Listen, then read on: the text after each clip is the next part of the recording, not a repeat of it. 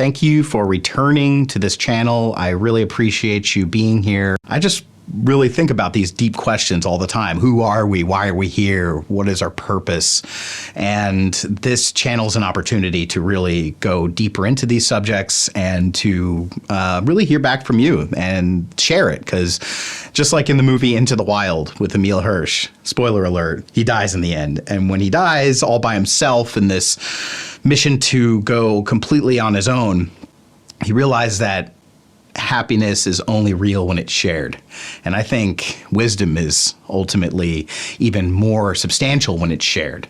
Wisdom being the experience that you get from your own personal journey within. And this is to me the best part of knowledge, because what we think we know can constantly change, and we don't even know what we don't know. So what do we really know? It's our experience.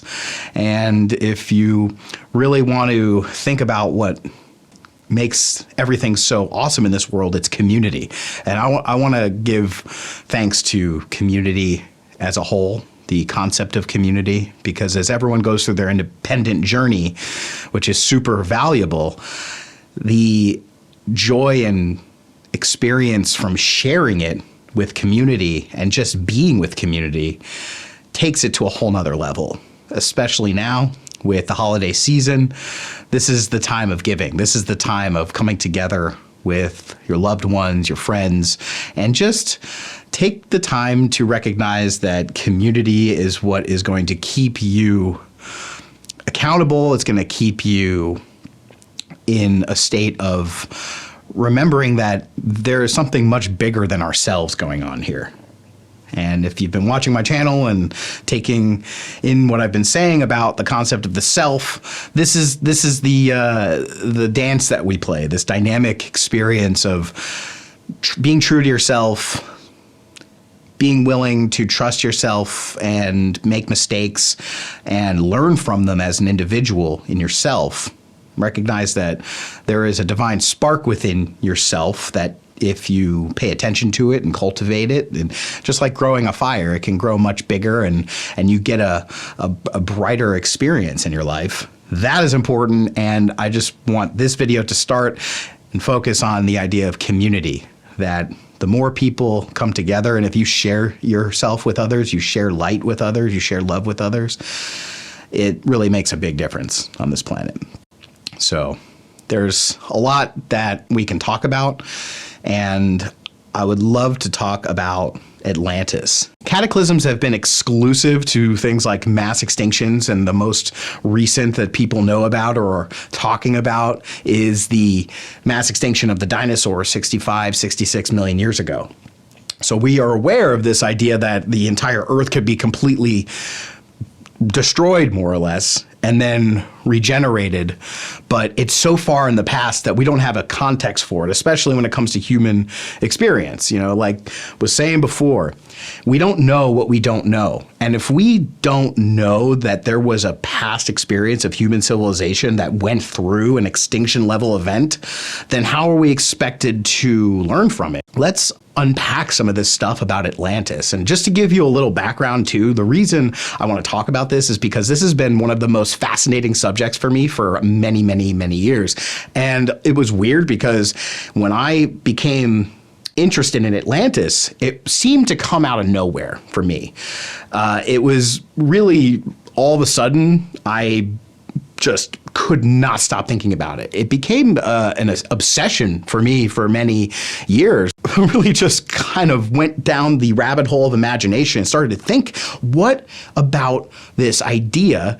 Maybe our whole history is built on an incomplete foundation. Something like Atlantis is hard because it gets locked into this conspiracy theory world and mythology world when it actually isn't. You're not going to go look for something if you don't even think it's real to begin with. Like, what's the point of even going down that path when it's just you accept it as truth? So now if we start to think that the Atlantean world was real, then we could start to actually think about it.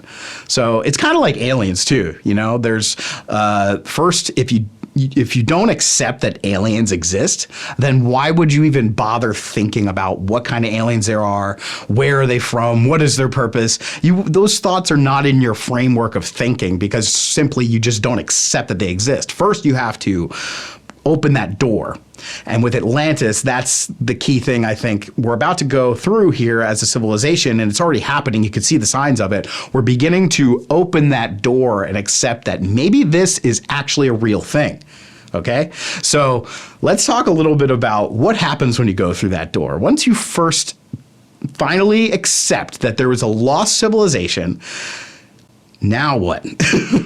Atlantis, the best way I could probably describe it to you right now, if you've ever seen the movie The Dark Crystal, Jim Henson's puppet film, which, by the way, I believe was the first ever feature film to be released and distributed that had no human beings in it. It was all puppets and animatronics and totally a magical creation of Jim Henson, so ahead of its time. If you haven't seen it, I highly recommend you check it. But for anyone who hasn't seen it, this is a spoiler alert. I'm going to tell you a little bit about the Dark Crystal, and then we'll go into why this is relevant for the story of Atlantis and how can we learn from this and what does it all mean. The Dark Crystal has this amazing fairy tale quality where in the beginning we hear this story about how long ago there was an advanced civilization and a city where these beings from higher levels of experience were using technology known as the Dark Crystal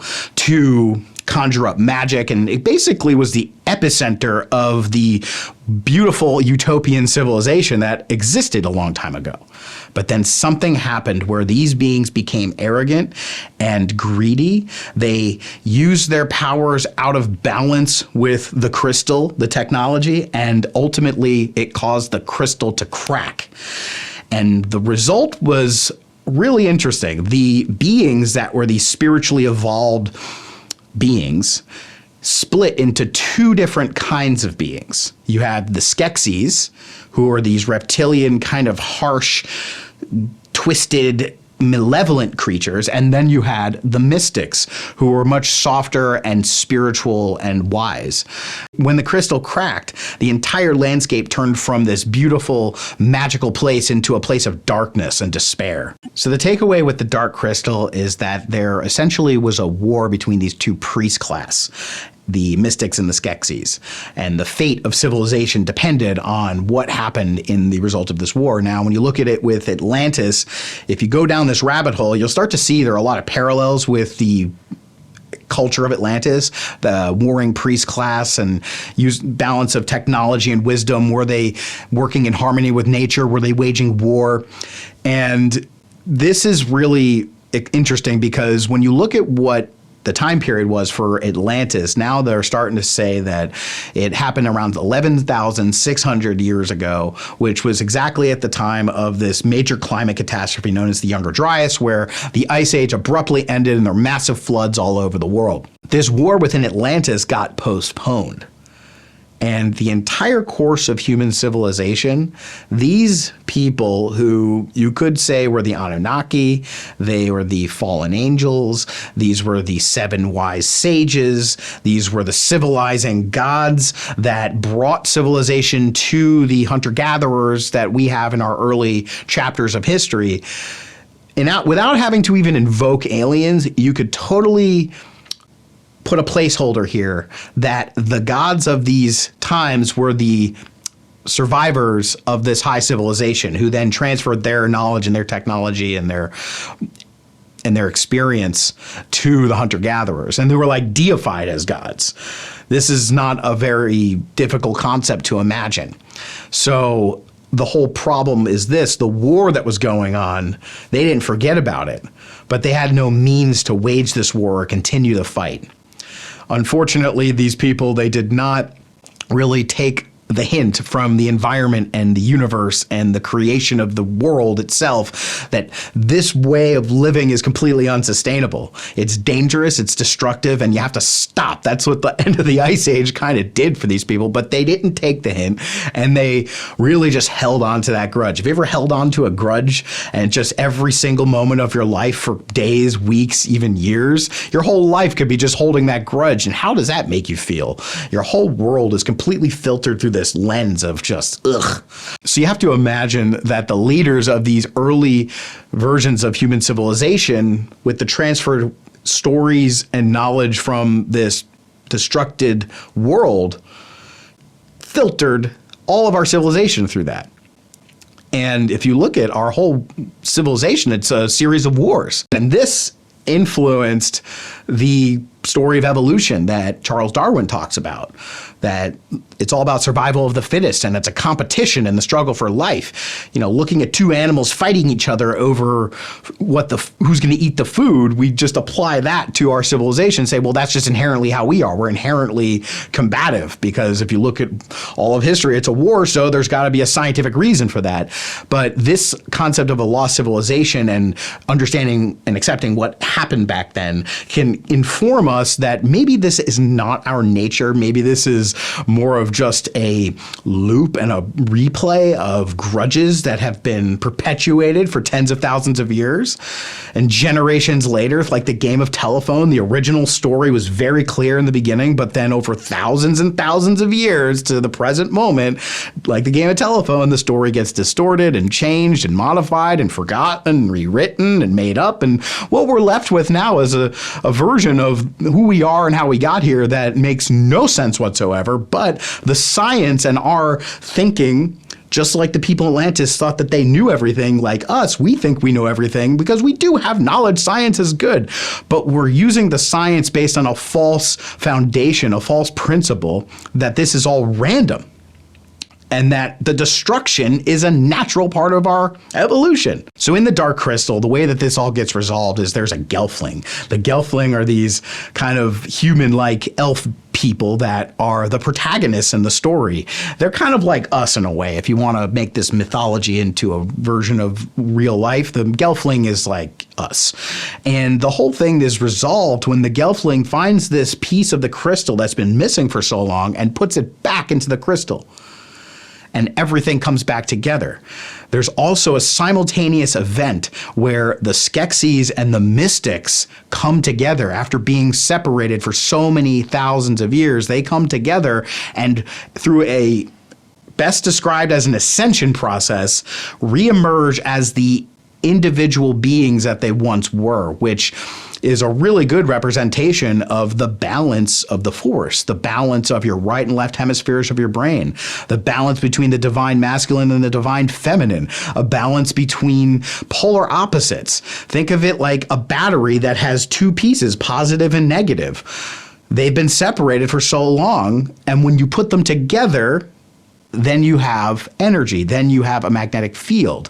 You don't have a magnet unless you have the poles, both positive and negative. So the end of the Dark Crystal was like the coming together of this balance of the polarities. And that was something that could not be done on their own. Again, this is why community is so important, because it wasn't just a story about the Skeksis and the Mystics coming together. It was a story about the Gelfling putting the crystal back into the shard and all working together to revive the lost world of humanity, of nature, of living in harmony with the environment. Atlantis has a lot to teach us because this destruction is going on right now in a very similar way. It's not exactly the same, of course. There's nothing that's exactly the same, but due to fractals, you can see it's self-similar to what was going on right now.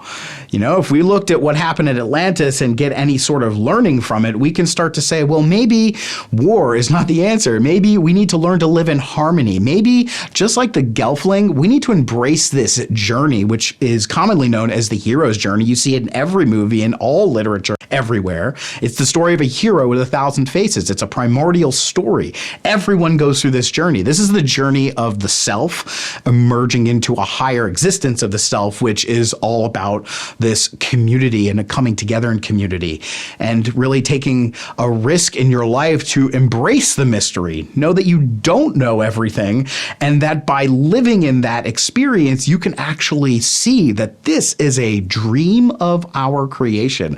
The world itself is a dream that if we learn to wake up from, we have a choice to remember our dreams or we forget them.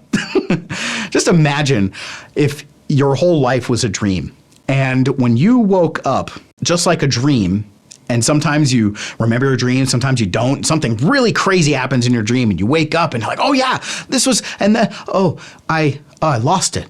And then you forget it. Happens all the time. What if that was your life? What if your whole life was a dream and everything that you stressed over and toiled over and worked towards and accomplished, all that stuff. And then you die. And as you're dying, you're waking up into another level of this creation, just like when you wake up from a dream, but you didn't live in the moment. You didn't live in harmony. You didn't have fun. You didn't share in the experience with community, and you're in pain and you're afraid. What happens if you're afraid when you die? And then just like your dream, you forget. And your whole life. If your whole life was a dream, wow, that's like pretty cool and also very disappointing at the same time. Because here's the thing about dreaming. You could do something called lucid dreaming, where while you're in the dream, you can wake up within the dream and recognize that you're dreaming and start to change the parameters of your dream altogether. If you've ever had a nightmare and all of a sudden you remember it's a dream, then guess what? You just change your mind and fly away, because flying's possible in your dreams. But the thing is, you have to realize you're dreaming. Fractally speaking, this is going on in our day-to-day lives. Every now and then, people have moments of lucidity within their lives and they wake up within their existence. You know, this whole thing about being woke and red-pilled and the polarity and blah, blah, blah. It's like, you know what? A lot of it's really interesting, but the wisdom is where it comes in, because it's about being awake within the dream. Being woke or red-pilled inherently connects you to the blue pill. Well, there's the blue pill, and then there's the people who are asleep, or the sheep. Sets up this whole conflict for war, which ties back to Atlantis, this chasm between these priest class that were fighting each other. One is right, one is wrong, and they constantly interchange each other. This symbol shows up everywhere.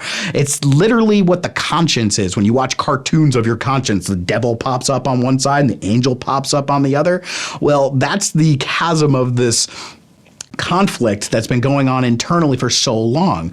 And when it comes to the learning lesson here is that it's not a choice. Do you want to be awake or do you want to be asleep? We need both, okay? The key here is to wake up while you're dreaming.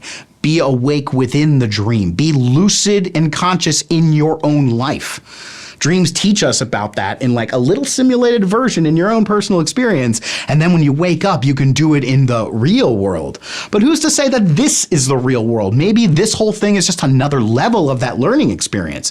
What if biology, life itself, creation, the whole thing, evolution, was actually for a purpose to help us grow and learn and become more in harmony? Think of plants. Who taught plants how to grow in the best possible way to be as flourishing as they can be? Who taught them that?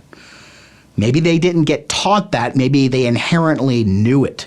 Just the same way that birds, when they fly in a V, who taught them to fly in a V like that? Why do they fly in a V like that? Because there is a field of energy that we are surrounded by that they are inherently just tuned into, and they can move to it. It's us as humans that can't recognize that field, or have not historically been able to recognize that field. And what I'm talking about here is the reason historically for that purpose is because of the situation that was going on at the end of the Ice Age with this lost civilization. Once you accept it's real, you have to ask, what were they doing? And that is the missing piece in this whole thing. There was a conflict between polarity. Polarity emerged instead of harmony. Harmony is the natural state. Harmony is the existence that nature and the garden of life itself and plants and diversity and a rainforest all works together. The bees pollinate the plants, and then the plants then bring air to the world. So there's this interdynamic experience of nature. We are part of that. We have just forgotten about it. And like Graham Hancock and many people have said, human civilization or human beings are like a species with amnesia. We have forgotten that, and we're walking around making stuff up about our lives. But we have a history. We have something that we came from that we can learn from. And this is why I keep saying, look within for the answers, because every single person is a living blueprint of this. You are made of 50 trillion plus cells, bacteria. You're a superorganism. Okay? All of these things are working in harmony and creating what you consider to be your personal life or your experience or your individuality, okay? And disease is the result of this system living out of harmony. So let's recognize that in order to understand what happened in the past, okay, you can look inward and see what's happening within yourself, okay? Because they are totally connected. They lead you into this present moment experience. This is what the hero's journey is where you start from within, you work yourself and expand outwards. You go and start at the beginning and you work yourself to the end. But what is the end?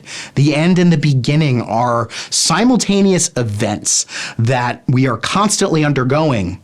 And through the nature of evolution, we have these very distinct experiences of birth and death. We see them as opposites, but in fact, they are not opposites. And when we learn to live in the moment and live in harmony within our lives, within our community, then we start to recognize that these things are happening every single moment of your life. And when the final event happens, when your death happens, maybe we won't be afraid. If you are not afraid when you die, then when you die, you won't actually die. You actually live as this free incarnation. This is the evolution from the old paradigm to the new paradigm. Reincarnation into free incarnation. Instead of repeating the same thing over and over again, which has a purpose, the polarity and the duality has a purpose to give us this sense of separateness so that we may on our own accord develop this wisdom without having to be told it, okay? Then we can actually live in harmony. Something about Atlantis that is really interesting also is that people think of it as the lost civilization, the ancient world, but there's actually a civilization that existed even longer before Atlantis existed, and it's called Lemuria or Mu. This is the world that we consider to be in the Pacific Ocean, and Atlantis is Atlantic Ocean, okay? So this is another example of today, fractally speaking, we have Eastern culture and we have Western culture. They are both very different. And the reason for that is because these two different cultures have inherited different legacies. The Western culture, Western civilization, the ancient Greeks, the Romans, and where we are today, even in Mesopotamia with the Sumerians, this is the inheritor of the Atlantean situation, okay? Knowledge is power. This is one of the most important Atlantean concepts.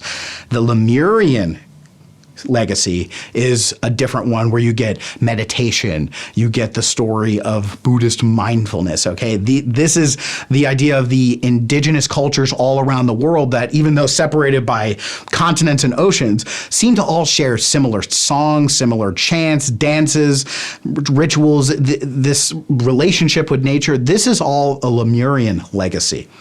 And another great movie to show you about Atlantis is Avatar. And guess what? Avatar is coming out next week. I can't wait to see it because I think these movies have a lot to say about who we are, where we come from. So there's a lot to learn about this whole story with Avatar because you have the Na'vi, who are the indigenous people of Pandora living in harmony with nature. And then you have the Sky people who are from Earth, and their whole mission is to mine the resources of the planet. And they have scientists as well, that her whole journey is to study and learn. This is Atlantis, the Sky people. And then you have Lemuria, which is the Na'vi.